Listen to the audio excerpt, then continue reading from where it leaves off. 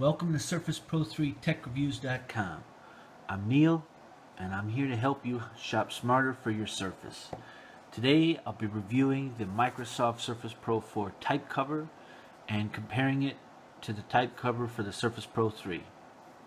Stay tuned.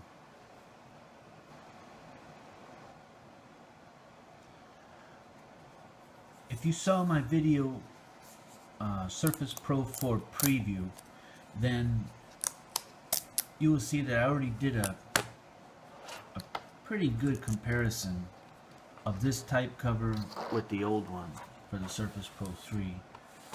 But here I just want, now that I have it and I've been using it, yeah, I put it in just for the video back in the box, but I've been using it and it works really good.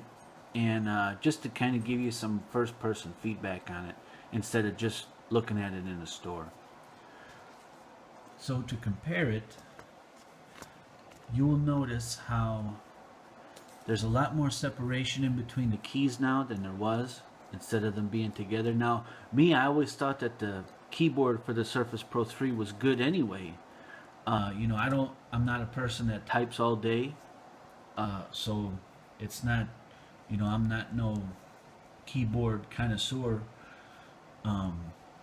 but having now started typing on this, it's a night and day difference. You know, I'm not going to say this is now bad, but there's just such an improvement, and it helps me type a little faster, a little more accurate. You know, because there were times when I would hit, you know, a key on the Surface Pro 3 keyboard, and I would hit the button next to it or something like that, and it just wasn't always easy to tell which key was where. So that's a really good improvement there. Definitely like it.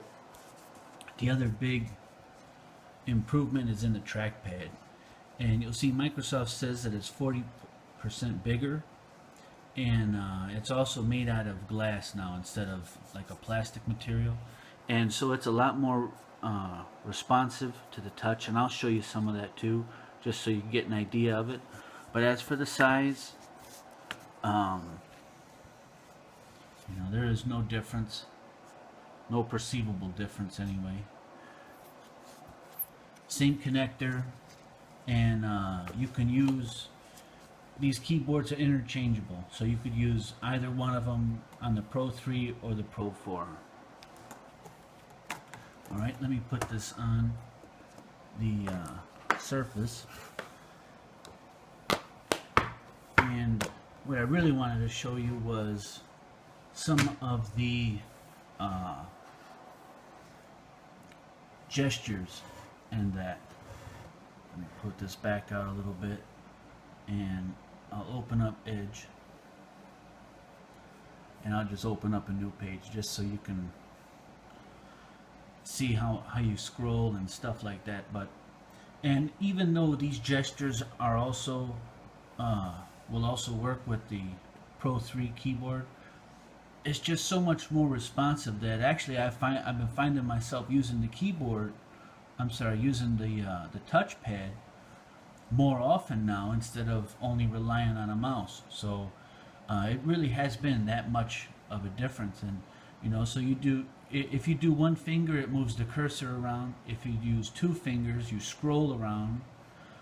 If you use three fingers and go left or right, you get like what you would get similar to your, if you hit your Alt and Tab, right?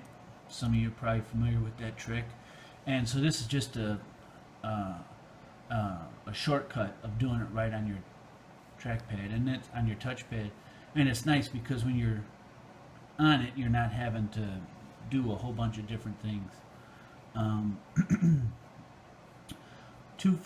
A two-finger tap is like a right click, and you know, if you're on a web page and if you right click, you where am I at here? There it goes. Okay. See, you open in a new tab or open in a new window, and if I were to right click on it, which on the bottom right, I get the same menu. But instead of doing that, you could just do a two-finger tap. Also, a three-finger tap brings up Cortana. And like I said, all of these gestures are the same on the Pro 3. You could do all these same gestures on here, only one, it's a little smaller, and two, because it's more of a plasticky material, it's just not as responsive as it is on this glass.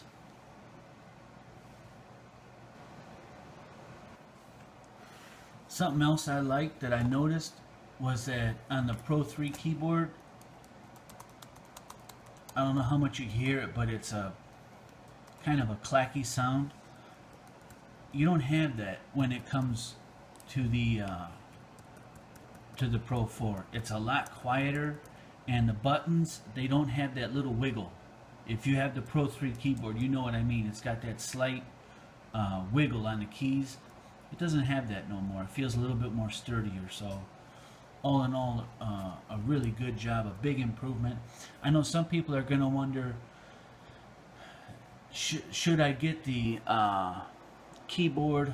Maybe should I get the Pro 4 if I have the Pro 3? To be honest, it really does depend on your preferences. You know, for me, I did get a Pro 4, and I haven't received it in the mail yet.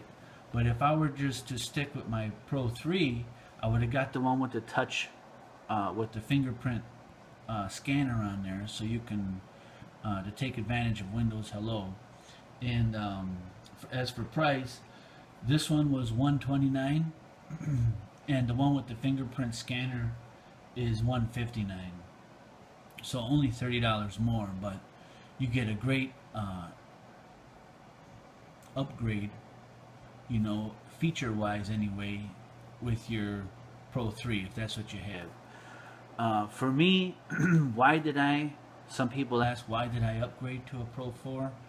And I needed more storage. You know, when I originally bought the Pro 3, I never really intended to use it as much as I actually have. And so, I mean, that just goes to show you how great, that, you know, how much I really like this, because I use it for everything, you know. And there's a video that you can look on either my website or through YouTube, where I show you kind of how I use it in my daily life for different things, and use it for everything. So I got a good price on my Pro 3, and so that helped give me the money to get the Pro 4 with the faster processor, more RAM, and a bigger storage for me, you know, which was important. And like I said, had I known I was going to use this Pro 3 for all that I am now, doing different videos and stuff like that, it takes up storage, even though, yeah, I upload them into OneDrive, but initially it still does. And but if I was going to stay with my Pro 3, I would just get the new keyboard. I definitely think it's worth it. If you do a lot of typing, even if you don't do a lot of typing, it's a good improvement, you know. And you know, it still has if you fold it up, it still turns your screen off, you know, or puts it to sleep, depending on how you have it set up. The back, I have noticed, it's not as, I don't know, this seems a little bit longer, this material, to me, than the Pro 4, which is good, you know. I mean, that's small anyway, but overall it's very good, definitely. So if you're thinking about is the new keyboard worth it, or the Pro 4, you know, there's not a whole lot of difference between the Pro 4 and the Pro 3. And if your Pro 3 is still fast enough for you, and it's got enough storage for you, and stuff like that, well, then you can just get the new type cover, and then if you get it with the fingerprint scanner, you'll be able to take advantage of Microsoft's newest technology, Windows Hello, and start logging into your computer with just a fingerprint instead of using a password. So which is great, you know. And in one of my older videos, I actually suggested that. I said I didn't think of it on the type cover though. I said they should put it on the pen. I might even said the type cover. I forget. I don't know. If you remember, let me know. But that's it, guys. Just a quick little hands-on with it, in case maybe some of you are wondering.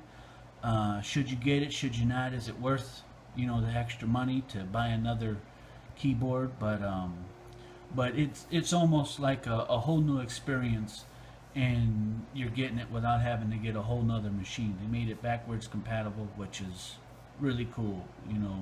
That's a great thing Microsoft did. So I thank you for watching this video, and be sure to subscribe and share it with others, and leave me some comments below on what do you think. You have any experience with the Pro 4 keyboard, and what are you thinking about doing? As well, if there's any questions you got before you make that purchase and you want to ask, by all means go ahead and ask, and I'll do my best to answer each one. So thanks a lot, guys, for watching again, and see you around next time.